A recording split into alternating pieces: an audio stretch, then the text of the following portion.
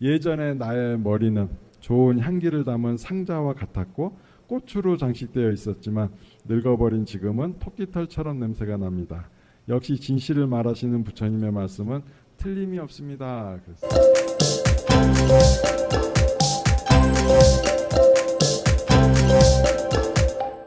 아까 제가 미리 잠깐 왔었는데 박수를 쳐주셔서 감사합니다. 제가 상 받은 거 이제 축하해 주신다고 고맙습니다. 또 이 자리를 빌어서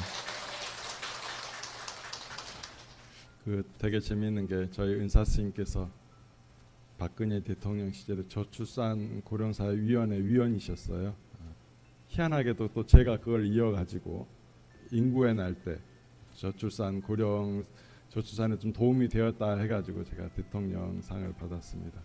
그런 의미에서 스승의 가르침이 이어지는 의미에서 더 뜻깊게 개인적으로는 생각합니다. 그리고 이제 스님들이 나서야 될 정도까지 심각해졌다라는 그런 반증이기도 할 것 같고, 우리 어렸을 때는 뭐 둘만 나 잘 기르자 했는데 참 그게 거기부터 잘못된 것 같아, 그죠? 진작에 멈추었어야 되는데 그때 안 멈추고 계속 애 그만 나라 하니까 진짜 안 나버리잖아요. 인구가 그대로 유지되려면 둘 이상은 낳아야 되는데, 그죠? 아무튼 그렇습니다. 그 가족 간의 소중함이 많이 단절된 것 같고, 그 서로의 보호막이 돼줄 수 있는, 근데 가족은 진짜 최후까지 내 편이 되어줄 수 있는 사람, 그런 거예요. 우리 보면 정치인들이 아무리 잘못을 했어도 고향에 가면 어때요? 또 환영받잖아요. 약간 그런 관계지. 가족, 내 개인이 어떤 잘못을 했다 그러면 가족 곁에 가면 그래도 다독이고 쫓겨나지는 않잖아. 그래서 집에 들여놓고 밥도 주고, 그렇죠. 그런 거다. 그러니까 가족의 그 가치를 굉장히 오랫동안 잊고 사는 게 아닌가. 그리고 또 뭐 경제가 어려워서 그렇다는데 우리가 이렇게 잘 살 줄 알았어요? 또 몰라. 요 다음 세대는 더 잘 살지 몰라요. 왜 그런 기회를 내 판단으로, 내 눈앞에 보는 것으로만 그렇게 없앨 수 있는가. 그것도 맞지 않다. 그렇습니다. 상 받은 김에 또 한마디 이렇게 보탰습니다. 네.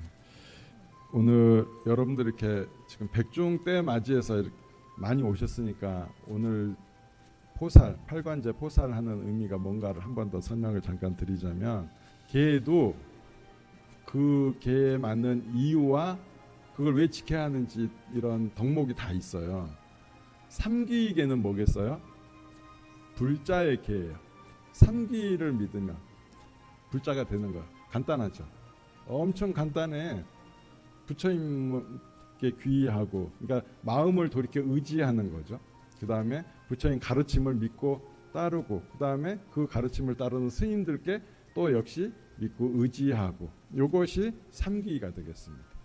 요것만 한다 그러면 그냥 기본적으로 불자다. 불교가 이렇게 어렵지 않아요. 이렇게 관문이 엄청 넓은 거예요. 자, 그 다음에 5개가 있잖아요. 5개. 5개는 뭐겠어요? 5개는 부처님께서 우리 불자들에게 주는 약간 선물과 같은 거예요.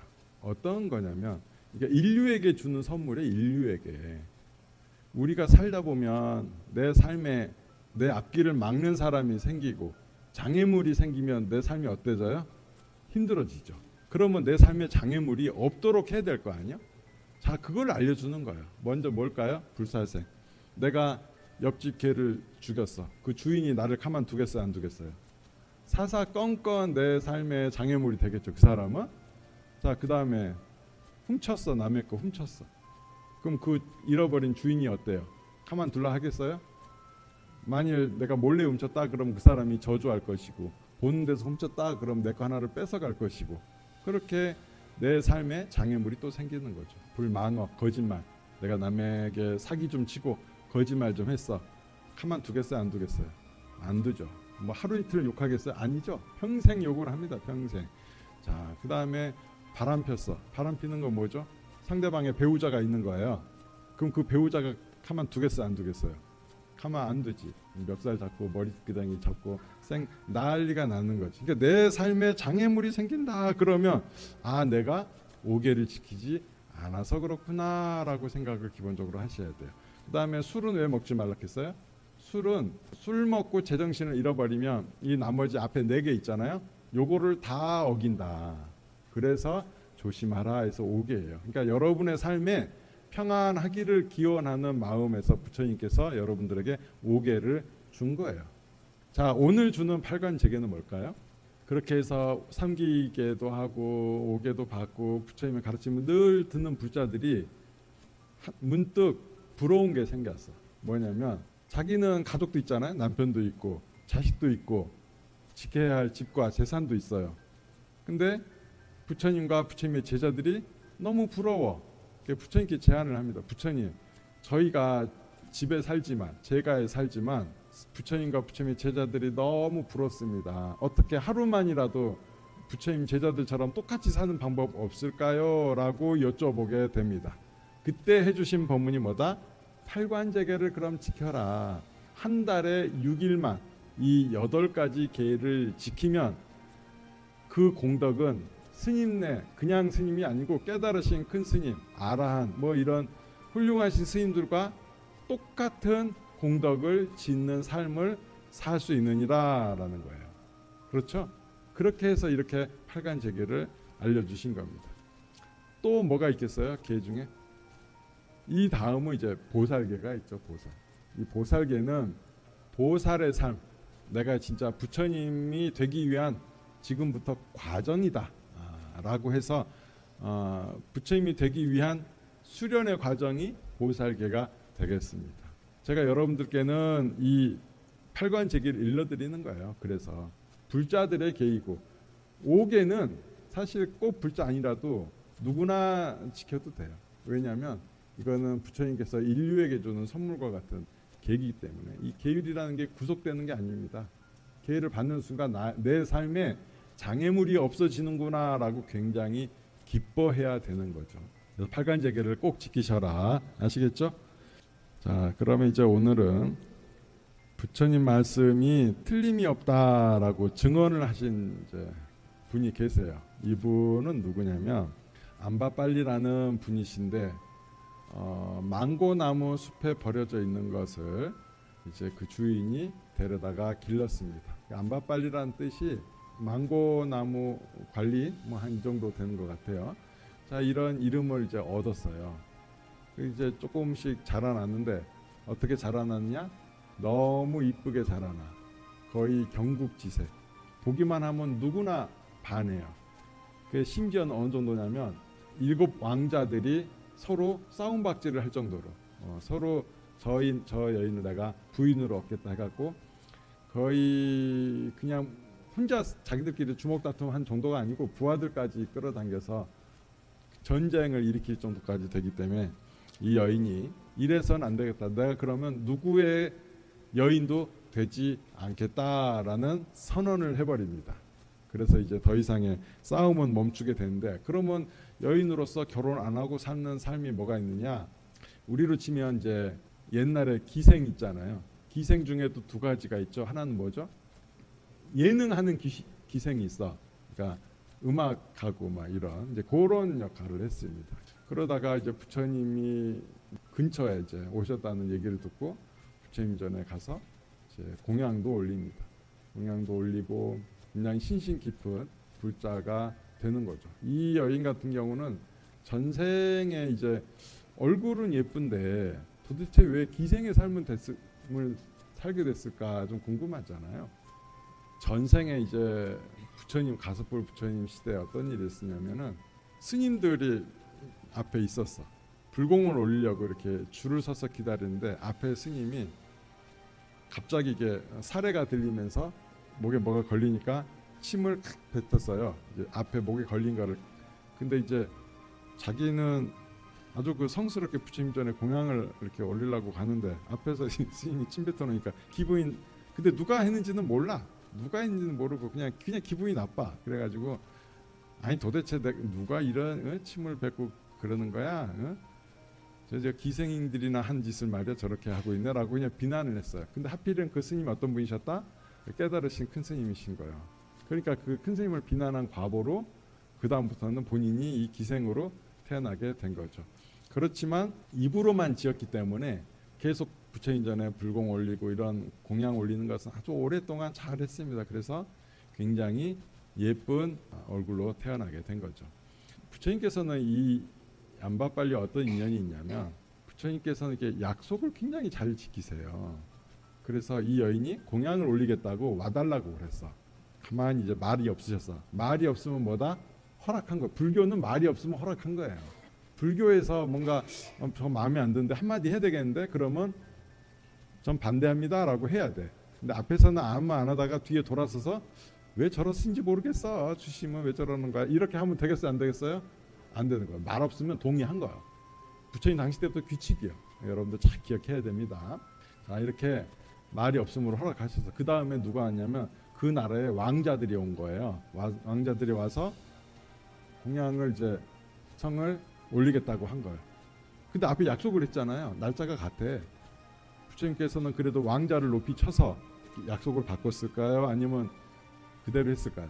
그대로. 그래 먼저 약속한 거를 그대로 지켰어. 그래서 안 된다, 못 바꾼다 이러니까 이 왕자들이 누구한테 갔어요? 안바빨리한테 간 거지. 우리가 돈 많이 줄 테니까 그 기회를 우리한테 달라. 자네만 허락하면 우리가 부처님께 다시 약속을 받겠다. 그러니까 내가 돈이 뭐 없거나 그런 사람이 아니다. 예쁘니까 엄청 사람이 많이 온 거예요. 그 돈이 부자야. 그러니 나는 부처님께 공양 올릴 기회를 절대로 놓칠 수가 없다. 그런 거예요. 그 정도로 부처님께서는 직업과 신분에 따지지를 않으시는 분이다. 그리고 이분이 아들이 또 있어요. 아들의 아버지는 누구냐면 그 나라의 왕이야. 그 나라의 왕, 빈비사라 왕의 아이를 나중에 낳게 됩니다. 근데 그 아들이 어떻게 됐다? 부처님 전에 출가를 하게 돼요. 출가를 해서 아들이 이렇게 스님이 돼서 이런 법문을 하셨어. 근데 이분은 어때? 이미 나이가 좀 들었겠죠? 아들이 성장해서 출가해서 법문할 때까지 됐으니 이분이 나이가 많이 된 거야. 그 아들의 법문을 들어요. 법문을 듣고 감동받아서 본인이 또 출가를 합니다. 그래서 출가한 다음에 지은 시가 있어요.